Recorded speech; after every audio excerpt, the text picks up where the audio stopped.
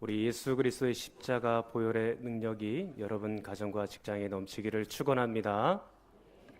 마가복음 14장 12절부터 42절은 목요일의 사건입니다.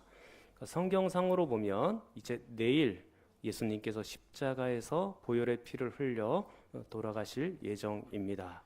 자, 12절을 보시면 예수님은 유월절 식사를 준비하시죠. 이 구약의 유월절은 1400년 후 예수 그리스도의 보혈의 피를, 그 죽음의 피를 상징하고 있는 것입니다. 그래서 누구든지 이 예수 그리스도의 피를 영접하고 받아들이면 그는 영원한 생명을 얻게 되는 것이죠. 자, 이렇게 유월절 식사를 준비하는 과정을 보면 이것은 전적으로 하나님의 계획, 그리고 성경의 계획, 또 예수님의 주도로 이루어지고 있다라는 것을 알 수 있습니다. 언뜻 보면 예수님의 죽음은 사람들이 예수님을 죽이는 것처럼 보여지기도 해요. 1절에 보니까 대제사장들 또 서기관들이 또 예수님을 잡아 죽일 악한 흉계를 꾸미고 있잖아요. 그리고 10절, 11절 보면 예수님의 12명의 제자 중 한 명이었던 가룟 유다가 예수님을 배신하여 팔죠. 그리고 나중에 뒤로 가보면 빌라도가 예수님의 사형을 언도하는 장면이 나옵니다. 그리고 그 사형에 언도받았으니까 군인들이 와서 예수님을 십자가에 매달고, 그런 모든 일련의 과정들이 마치 사람들이 전적으로 그 일들을 진행하는 것처럼 보이죠. 그러나 성경을 자세히 보면 그렇지 않습니다. 이 모든 것들은 예수 그리스도께서 성경의 진행의 방식에 따라서 계획되고 있는 것이죠. 자, 14장 13절을 보시면 예수님은 유월절 식사를 준비하는 과정에서 누구를 만나게 하실지를 보여주시죠. 그리고 14절 15절에 보니까 어느 객실과 어떤 장소에서 먹게 하실는지 마치 미리 보신 것처럼 생생하게 그렇게 묘사하고 있습니다. 그러니까 사람이 아니라 예수 그리스도께서 이 모든 준비를 지금부터 해 나가신다라는 점이에요. 자, 그리고 18절입니다. 자, 18절 같이 읽겠습니다. 다 앉아 먹을 때에 예수께서 이르시되 내가 진실로 너희에게 이르노니 너희 중에 한 사람 곧 나와 함께 먹는 자가 나를 팔리라 하신대. 아멘. 자, 가룟 유다가 예수님을 배신하여 팔 것을 말씀하시죠. 이 평행 본문 요한복음 13장 18절에 가서 보시면 이 부분을 좀 더 자세하게 이렇게 기록을 해놨습니다. 자, 13장 18절 같이 읽겠습니다. 내가 너희 모두를 가리켜 말하는 것이 아니니라. 나는 내가 택한 자들이 누구인지 알미라. 그러나 내 떡을 먹는 자가 내게 발꿈치를 들었다는 성경을 응하게 하려는 것이니라. 아멘. 그러나 내 떡을 먹는 자가 내게 발꿈치를 들었다. 자, 이것은 배신의 표현입니다. 또 구약성경 시편 41편 9절에 있는 말씀을 응하게 하려고 하는 말씀이죠. 즉 시편 41편 9절을 성취하시는 말씀이다라는 것입니다. 자, 거기에 보면 뭐라고 되어 있나요? 내가 순례하여 내 떡을 나눠 먹던 나의 가까운 친구도 나를 대적하여 그의 발꿈치를 들었나이다. 그렇게 표현하고 있죠.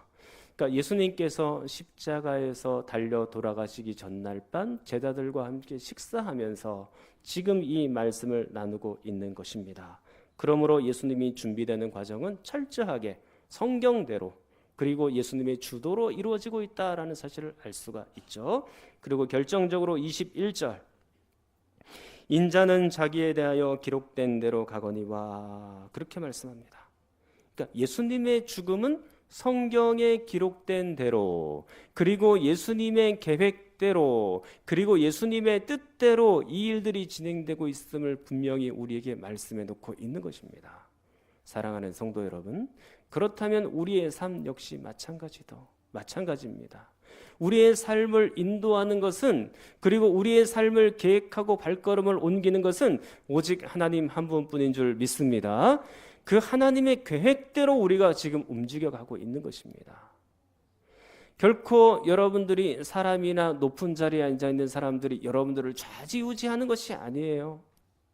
마치 우리의 고과를 또 우리가 취직하고 승진하고 있는 그 모든 고과를 높은 사람들이 다 매기는 것처럼 보여지지만 그 뒤에는 하나님의 계획과 하나님의 일하심이 있다라는 것입니다. 하나님께서 우리의 삶을 직접 인도해 가시는 것이죠. 그것을 믿는 사람들은요, 세상이 더 이상 두렵지가 않습니다. 사람들이 더 이상 두렵지가 않습니다.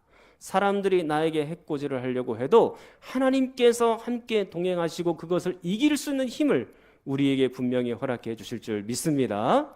하나님이 여러분들과 함께 하십니다. 더 두려워하지 마십시오. 자, 이렇게 유월절 식사 준비를 마치신 예수님이 제자들과 함께 식사를 하시면서 오늘 본문에 보니까 그 예수님의 십자가 죽으심의 의미를 우리에게 다 설명해 놓고 있습니다.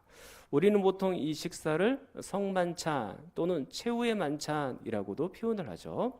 이 말씀은 매우 중요한 본문이고 또 우리가 다 사실을 암송하고 있어야 되는 본문인데, 자, 이 말씀을 함께 같이 한 번 더 읽도록 할게요. 22절부터 26절입니다.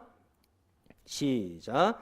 그들이 먹을 때에 예수께서 떡을 가지사 축복하시고 떼어 제자들에게 주시며 이르시되 받으라, 이것은 내 몸이니라 하시고, 또 잔을 가지사 감사하기도 하시고 그들에게 주시니 다 이를 마시매 이르시되 이것은 많은 사람을 위하여 흘리는 나의 피 곧 언약의 피니라.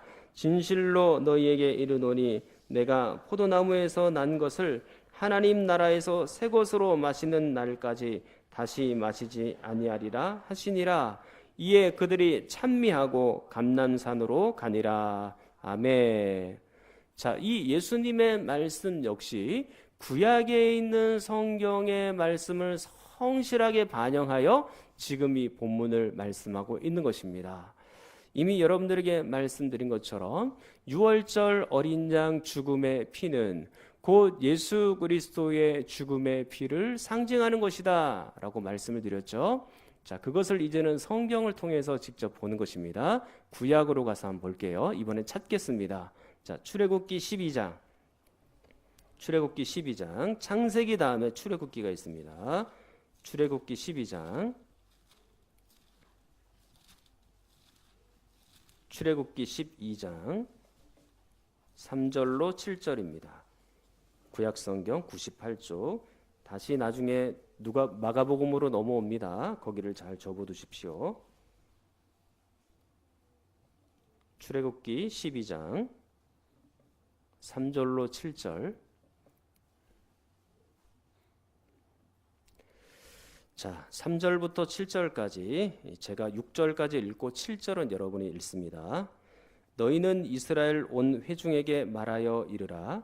이달 열흘에 너희 각자가 어린 양을 잡을지니 각 가족대로 그 식구를 위하여 어린 양을 취하되 그 어린 양에 대하여 식구가 너무 적으면 그 집의 이웃과 함께 사람 수를 따라서 하나를 잡고 각 사람이 먹을 수 있는 분량에 따라서 너희 어린 양을 계산할 것이며, 너희 어린 양은 흠없고 1년 된 수컷으로 하되 양이나 염소 중에서 취하고 이달 열 나은 날까지 간직하였다가 해질 때 이스라엘 회중이 그 양을 잡고 그 피를 양을 먹을 집 좌우 문설주와 임방에 바르고.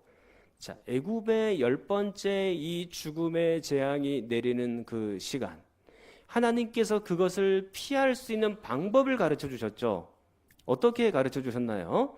특히 7절에 보니까 어린 양을 죽이고 그 피를 문설주와 임방에 바르면 죽음의 사자가 지나가다가 그 표식을 보고 넘어가게 되는 것이죠. 그래서 우리는 그것을 유월한다라고 표현해서 유월절 또는 패스오버라고 그렇게 표현을 합니다. 자, 실제로 한번 보십시오. 출애굽기 12장 21절로 23절. 21절 23절입니다. 모세가 이스라엘 모든 장로를 불러서 그들에게 이르되 너희는 나가서 너희의 가족대로 어린 양을 택하여 유월절 양으로 잡고 우슬초 묶음을 가져다가 그릇에 담은 피에 적셔서 그 피를 문 임방과 좌우 설주에 뿌리고 아침까지 한 사람도 자기 집 문 밖에 나가지 말라. 여호와께서 애굽 사람들에게 재앙을 내리려고 지나가실 때에 문 임방과 좌우 문설주의 피를 보시면 여호와께서 그 문을 넘으시고 멸하는 자에게 너희 집에 들어가서 너희를 치지 못하게 하실 것임이니라. 할렐루야. 자, 문 임방과 좌우 문설주의 피를 보시면 여호와께서 그 문을 넘으시고 그렇게 되어 있죠. 죽음의 사자가 그 어린 양 피의 표식을 보고 넘어간다라고 그렇게 되어 있습니다. 그래서 유월절 패스오버입니다. 그 어린 양 표식의 피, 어린 양의 피의 표식이 있는 집은 생명을 얻지만 어린 양 피의 표식이 없는 집은 다 죽음을 맞게 되는 것입니다. 자, 그래서 출애굽기 12장 29절로 30절에 보면 그 말씀이 이렇게 되어 있습니다. 밤중에 여호와께서 애굽 땅에서 모든 처음 난 것 곧 왕위에 앉은 바로의 장자로부터 옥에 갇힌 사람의 장자까지와 가축의 처음 난 것을 다 치심에 그 밤에 바로와 그 모든 신하와 모든 애굽 사람이 일어나고 애굽에 큰 부르짖음이 있었으니 이는 그 나라의 죽임을 당하지 아니한 집이 하나도 없었음이었더라. 그렇게 말씀합니다. 어린 양 피의 표식이 없는 집은 전부 죽음이죠. 마찬가지입니다. 예수 그리스도의 피의 표식이 없는 사람은 다 죽음이에요. 예수 그리스도의 죽음이 우리 죄를 용서하여 천국에 들어가게 하신다라는 사실을 믿지 않는 사람들, 그 피의 표식이 없는 사람들은 전부 죽음이라는 얘기입니다. 그러므로 이 삶과 죽음이 어떻게 갈려지는지 아십니까? 자, 출애굽기 12장 28절 같이 읽겠습니다. 이스라엘 자손이 물러가서 그대로 행하되 여호와께서 모세와 아론에게 명령하신 대로 행하니라. 아멘. 자, 어린 양을 잡으라고 하면 잡고, 그리고 그 피를 내서 임방과 설주에 바르라고 하면 바르고, 그 하나님의 명령과 말씀을 그대로 믿고 행하고 순종하는 사람, 그 사람이 바로 생명을 얻게 되는 것이죠. 무슨 양을 잡아서 피를 바른다고 그게 얼마나 효과가 있으려고 그렇게 생각하고 의심하고 믿지 않고 불순종한 사람들은 전부 다 죽음을 당하게 되는 것입니다. 그러니까 지금 삶과 죽음이 하나님의 말씀을 믿느냐 믿지 않느냐 거기에 지금 달려 있는 것이죠. 우리의 구원 역시 마찬가지입니다. 오늘 성경을 한번 보십시오. 마가복음 14장 22절. 그들이 먹을 때에 예수께서 떡을 가지사 축복하시고 떼어 제자들에게 주시며 이르시되 받으라. 그렇게 되어 있습니다. 받으라는 명령. 이것은 출애굽기 12장 28절의 말씀을 떠올리게 하는 것입니다. 예수님의 몸과 피를 받아들이고 믿는 사람, 그 사람은 생명을 얻게 되는 것이죠. 예수 그리스도의 몸과 피를 진짜로 영접하여 받는 사람, 그 사람은 구원에 이르게 되고 천국에 이르게 되는 것입니다. 그 사람은 생명을 얻게 되고, 그렇다면 출애굽기 12장 구약 성경의 6월절 상황과 같이 받고 믿고 그대로 행하는 사람, 그 사람이 바로 구원을 얻게 되는 것이죠. 그러니까 삶과 죽음의 경계가 여기에 있는 것이에요. 그 예수 그리스도의 피를 믿느냐 믿지 않느냐, 그것이 바로 삶과 죽음의 경계, 그리고 천국이냐 지옥의 경계라는 사실입니다. 사랑하는 성도 여러분, 여러분들이 하나님의 말씀을 믿고 순종할 수 있기를 축원합니다. 천국과 지옥이 바로 여기서 갈리는데 그것은 우리에게는 결코 손해가 아닙니다. 죽음의 사자가 언제 우리들에게 들이닥칠지 우리는 아무도 알지 못합니다. 여러분들이 예수 그리스도를 영접하지 못해서 죽음의 사자가 여러분들에게 당도하는 것을 차마 눈뜨고 볼 수가 없는 지경입니다. 여러분들이 예수 그리스도를 마음에 영접하여 그렇게 살아가십시오. 자, 이렇게 구약은 예언하고 있고 신약에 와서 예수님께 성취가 되고 있습니다. 또 보겠습니다. 마가복음 14장 24절. 출애굽기로 또 넘어올 거니까요. 거기를 잘 펴두세요. 자, 마가복음 14장 24절 같이 읽겠습니다. 이르시되 이것은 많은 사람을 위하여 흘리는 나의 피 곧 언약의 피니라. 아멘. 이 예수님이 십자가에서 흘려주신 피는 어떤 피라고요? 언약의 피라고 그렇게 되어 있습니다. 이것은 역시 구약에 있는 성경을 반영한 것입니다. 구약 성경 출애굽기 24장 8절입니다. 출애굽기 24장 8절 한번 찾아보십시오. 출애굽기 24장 8절.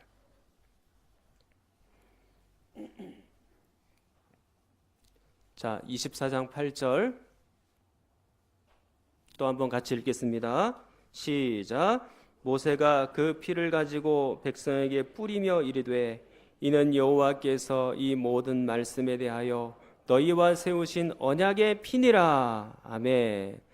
출애굽기 24장은 하나님과 이스라엘 백성들과 지금 언약을 맺고 있는 것입니다. 이 언약을 맺을 때는 항상 쌍방간에 맺어지는 것입니다. 하나님께서는 이스라엘 사람들을 나의 백성으로 받아들인다라고 언약을 맺으시죠.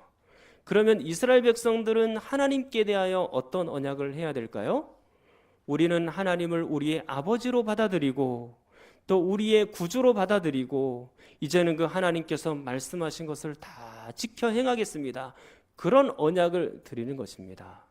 자, 그렇게 해서 하나님과 이스라엘 백성들 사이의 언약이 약속이 체결이 되면서 한 의식을 행합니다. 우리가 이 말씀대로 성실하게 행하겠습니다 라고 하는 의식이 행해지는데 그게 출애굽기 24장 7절입니다. 언약서를 가져다가 백성에게 낭독하여 듣게 하니 그들이 이르되 여호와의 모든 말씀을 우리가 준행하리이다. 그렇죠? 이스라엘 백성들은 하나님 말씀대로 살겠다고 준행하겠다고 약속하고 있죠. 그리고 나서 8절입니다. 자, 8절 또 한번 읽겠습니다. 모세가 그 피를 가지고 백성에게 뿌리며 이르되 이는 여호와께서 이 모든 말씀에 대하여 너희와 세우신 언약의 피니라. 아멘. 언약의 피로 맹세하고 있죠. 그러니까 이제 하나님은 이스라엘 백성들을 자신의 백성으로 자녀로 받아들이고 그리고 이스라엘 백성들은 하나님을 나의 아버지로 받아들이면서 성실하게 하나님의 말씀대로 지키며 살겠습니다. 그 체결 의식이 어떤 것이에요? 언약의 피로 맺어지고 있다라는 것입니다. 그리고 나서 오늘 본문 마가복음 14장 24절 예수님의 피 역시 어떤 피입니까? 언약의 피인 것이죠. 그러니까 이 구약의 언약의 피가 지금 예수님 때에 와서 성실하게 이렇게 서로 연결이 되고 있는 것입니다. 그런데 구약의 언약의 피와 예수님의 언약의 피는 질적인 차이가 있습니다. 구약의 언약의 피는 한정적이에요. 이스라엘 백성들에게 맺어진 한정적인 언약입니다. 그러나 예수 그리스도의 피는 어떤 피냐? 하나님을 믿는 예수 그리스도를 믿는 모든 자에게 허락이 되는 보편적인 언약의 피다라는 것입니다. 그러니까 범위가 훨씬 더 지금 늘어나고 있는 것이죠. 그렇기 때문에 출애굽기 24장에 있는 언약은 옛 언약이고 오늘 이 마가복음 14장의 언약은 새 언약입니다. 그러니까 언약이 지금 연장선상에서 갱신이 되고 있다라고 말씀드릴 수 있는 것이죠. 마가복음 14장에서는 새 언약이라는 표현 없습니다만 평행본문 누가복음에 가서 보면 새 언약이라는 표현이 있습니다. 자, 누가복음 22장 20절. 누가복음 22장 20절 제가 같이 우리 다 같이 읽겠습니다. 저녁 먹은 후에 잔도 그와 같이 하여 이르시되 이 잔은 내 피로 세우는 새 언약이니 곧 너희를 위하여 붓는 것이라. 아멘. 자, 모든 믿는 자에게 해당되는 어떤 언약이라고 말합니까? 새 언약이다. 그렇게 말씀하죠. 그러니까 지금 구약에 있는 말씀이 신약에 와서 이행이 되고 성취가 되고 있는 것입니다. 자, 또 말씀을 볼게요. 자, 마가복음 14장 24절 다시 보시면 이르시되 이것은 많은 사람을 위하여 흘리는 나의 피 곧 언약의 피니라. 많은 사람을 위하여 흘리는 피라고 말합니다. 이 말씀은 이사야서 53장 12절 말씀을 반영하여 우리에게 말씀해 놓고 있는 것이에요. 자, 한번 볼게요. 그러므로 내가 그에게 존귀한 자와 함께 몫을 받게 하며 강한 자와 함께 탈취한 것을 나누게 하리니 이는 그가 자기 영혼을 버려 사막에 이르게 하며 범죄자 중 하나로 헤아림을 받았음이니라. 그러나 그가 많은 사람의 죄를 담당하며 범죄자를 위하여 기도하였느니라. 아멘. 그러나 그가 많은 사람의 죄를 담당하며 범죄자를 위하여 기도하였느니라. 이사야서 53장 말씀은 구약의 이사야 선지자가 예수님이 앞으로 오실 것을 미리 내다보면서 고난의 종으로서의 모습을 묘사하고 예언하고 있는 것입니다. 이사야는 예수님보다 700년 전의 사람이에요. 700년 전의 사람이 예수님에 대하여 700년 후의 분을 지금 예언하고 있는 것인데, 오늘 이사야 53장 12절에 보니까 그분은 어떻게 됩니까? 영혼을 버려 사망에 이르게 되었다라고 말하죠. 그 이유가 뭐예요? 많은 사람의 죄를 담당하기 위해서, 많은 사람의 죄를 담당하기 위해서라고 그렇게 말씀해 놓고 있습니다. 자, 그렇다면 오늘 마가복음 14장 24절, 많은 사람들의 죄를 담당하시기 위한 예수님의 피입니다. 그러니까 지금 구약 성경과 신약 성경이 얼마나 이렇게 세밀하게 연결이 되고 있는지를 알 수가 있죠? 또 볼게요. 자, 마가복음 14장 24절, 거기에 보면 피를 소개할 때 흘리는 피라고 그렇게 소개가 되고 있죠. 이 흘리는 피를 원문으로 보면 쏟아 붓는 피입니다. 그냥 조금 흘리는 피 정도가 아니고 완전히 쏟아부었다라는 의미가 여기에 있는 것이거든요. 그러면 이것은 역시 구약에 있는 성경을 우리에게 반영하여 들려주고 있는 것입니다. 레위기 4장 7절. 제사장은 또 그 피를 여호와 앞 곧 회막안 향단 뿔들에 바르고 그 송아지의 피 전부를 회막문 앞 번제단 밑에 쏟을 것이며, 그렇게 되어 있습니다. 그러니까 구약의 제사법에서 송아지의 피 전부를 쏟아 붓고 있죠. 그러니까 결국에 이 구약의 제사법과 그리고 이 과정에서 등장하는 쏟아붓는 피, 그것은 바로 무엇을 의미하는 것입니까? 예수 그리스도의 쏟아붓는 피, 그 흘리는 피를 우리에게 미리 예언하여 보여주고 있는 것입니다. 자, 이처럼 구약 성경과 신약 성경이 완벽한 하모니를 이루며 가고 있습니다. 예수님의 죽음은 이미 구약 성경에 예고가 되어 있고 예언이 되어 있는 것이고, 지금 신약에 와서 예수님은 그 구약의 말씀들을 다 성취해내고 있는 것이죠. 사랑하는 성도 여러분, 많은 사람들이 성경을 의심하고 하나님의 살아계심을 믿지 않습니다. 예수님의 십자가와 부활, 그걸 우리가 어떻게 믿을 수 있나라고들 생각합니다. 이 성경을 보면서 이 성경은 어떻게 믿을 수 있는가? 이 성경 안에는 비과학적인 사실로 가득 차 있는데, 이 성경 안에는 떡 5개를 가지고 사람이 5,000명이 먹었다고 그러고, 물 위를 사람이 걸었다고 얘기도 하고, 어떤 사람은 죽었다가 다시 살아났다고도 얘기하고, 이 성경을 우리가 어떻게 믿을 수 있는가? 도무지 이해할 수 없다, 그렇게 말하는 사람들이 많습니다. 그러나 저의 입장에서 보면 오히려 그분들이 이해가 더 안 됩니다. 이미 지난 주일과 이번 주일에 제가 여러분들에게 이 성경이 얼마나 아름답게 성취가 되고 이루어져 가는지를 여러분들에게 다 말씀을 드린 바입니다. 구약에 있는 말씀들이 신약에 와서 예수님 때 와서, 그리고 앞으로 이 모든 말씀들이 어떻게 이루어져 가는지를 여러분들에게 다 설명을 드렸습니다. 그렇다면 이 성경은 우리에게 믿을 만한 것이 되지 않습니까? 그분들은 그럼에도 불구하고 믿지를 않아요. 이게 안타까운 것이죠. 점집에 가서 점 보는 것은 그렇게 잘 믿어요. 근데 왜 성경은 안 믿습니까? 이사하는 것도 귀신 따라올까 봐 손 없는 날을 날짜 계산해가지고 이사하잖아요. 겁나면 예수님 믿으면 되지. 왜 예수님은 믿지 않으면서 그렇게 그런 것들은 잘 따지나요? 자기 아들을 낳았어요. 이름 짓기가 겁이 나고 철학관 가가지고 이름 받아와서 그 귀한 이름이라고 그걸 지어놓고 그렇게 해요. 그러면서도 왜 하나님은 안 믿습니까? 우리나라 인공위성 얼마 전에 쏘았잖아요. 인공위성 쏠 때 과학자들, 우리나라 최고의 과학자들이 모여서 뭘 한 줄 아시죠? 제가 예전에 한번 얘기했는데요. 돼지머리 갖다 놓고 고사 지냈어요. 고사 지내고 인공위성을 쏜 겁니다. 그런 것들은 그렇게 잘 믿으면서 왜 하나님의 말씀에 대해서는 그렇게 믿지 않느냐, 그 얘기입니다. 안타까운 것이죠. 예수님이 직접 이렇게 말씀하셨습니다. 마태복음 5장 18절 같이 읽겠습니다. 진실로 너희에게 이르노니 천지가 없어지기 전에는 율법의 1.1획도 결코 없어지지 아니하고 다 이루리라. 할렐루야, 할렐루야.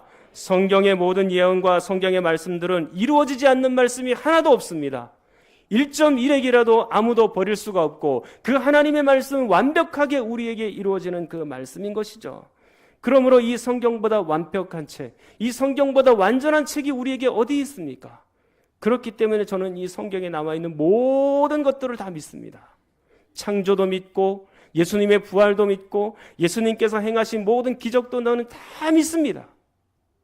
이 하나님의 말씀이 곧 우리 성경으로 나타나서 우리에게 지금 들려주고 다 응하고 성취가 되고 있기 때문에 우리는 다 믿을 수 있는 것이죠. 나중에 인생이 끝나고 나서 그때 가서 아이고 지옥이 있었구나 그렇게 얘기하면 그때 늦는 거예요. 그때 울고불고 매달려도 아무런 소용이 없는 것입니다. 지금 예수 그리스도를 믿어야 되는 것이에요. 누가복음 16장에 예수님께서 이와 같은 비유를 말씀해 놓으셨어요. 한 부자를 얘기하셨는데요. 그 부자가 자기가 돈이 많으니까 날마다 잔치를 벌이는 거예요. 사람들 모셔와가지고 축제를 벌이고 파티를 하고 날마다 그렇게 했습니다. 근데 오늘날의 사람들과 매우 흡사하게 지내고 있는 것이죠. 지금 나중에 없는 것처럼 내일이 없는 것처럼 오늘날 많은 사람들은 지금 이 오늘의 현재 쾌락에 정말로 집중하며 살아갑니다.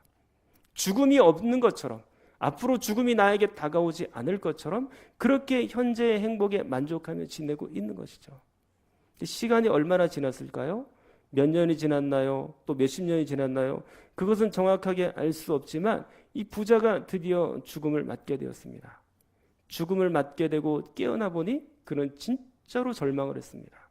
와서 보니 자기가 있는 곳이 어디예요? 지옥인 것이에요. 너무나 괴롭고 힘든 나머지 천국에 있는 아브라함에게 부탁을 합니다. 제발 나를 다시 한번 이 지상으로 내려가서 주변에 있는 내 친척들에게 내 형제가 지금 5명입니다. 그들에게 이 지옥과 천국이 있음을 꼭 얘기할 수 있도록 나에게 기회를 주십시오. 내가 내려가서 전하면 분명히 그들은 믿을 겁니다. 그렇게 강조하고 얘기를 했어요. 그러니까 아브라함이 뭐라고 대답한 줄 아십니까? 모세와 선지자를 통해서 이미 그들이 들었다. 모세와 선지자를 통해서 들으면 된다. 너희들이 목사님의 설교를 통해서 또 성도들의 말씀을 복음 전파를 통해서 이미 천국과 지옥이 있음을 다 듣고 했는데 왜 그때는 안 믿었니? 왜 그때는 안 믿었니? 그때 믿었어야 되는 거야. 그때 믿었어야 되는 거야. 울며 불며 그렇게 애원해도 소용이 없습니다. 지금의 이 행복이 영원할 것 같지만 그렇지 않아요. 그렇게 많이 남지 않았을 수 있습니다. 죽음이라는 것이 언제 쑥 우리 앞에 다가와 있을지 몰라요. 그런데도 불구하고 예수 그리스도를 안 믿으시겠습니까? 그럼에도 불구하고 이 성경에 있는 그 하나님을 안 믿으시겠습니까? 세상 것에 취해서 여전히 살고 그리고 먹고 사는 일에만 집중해서 그리스도를 바라보지 못하면 그러면 늦어요. 그러면 안 되는 것입니다. 그럼 여러분들의 생명을 얻지 못하는 것입니다. 여러분들의 생명을 다시 얻으려면 진짜로 하나님의 말씀으로 다시 돌아와야 되는 것이에요. 이 하나님의 말씀은 우리에게 이미 응하여 이루어져 있고 하나님의 말씀이 모두가 우리에게 지금 계속해서 성취가 되어가고 있는 이 하나님의 말씀을 믿어야 되는 것이죠. 부디 여러분들이 이 하나님의 말씀의 성취를 믿고 예수 그리스도의 십자가와 부활을 영접하여 천국을 소유하며 살아가는 여러분이 되기를 간절히 축원합니다. 통성으로 함께 기도하겠습니다.